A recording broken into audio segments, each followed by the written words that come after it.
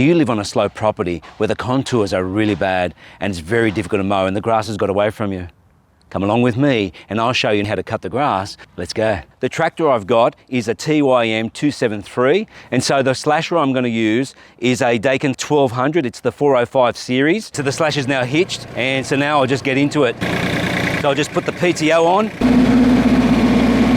Where we go.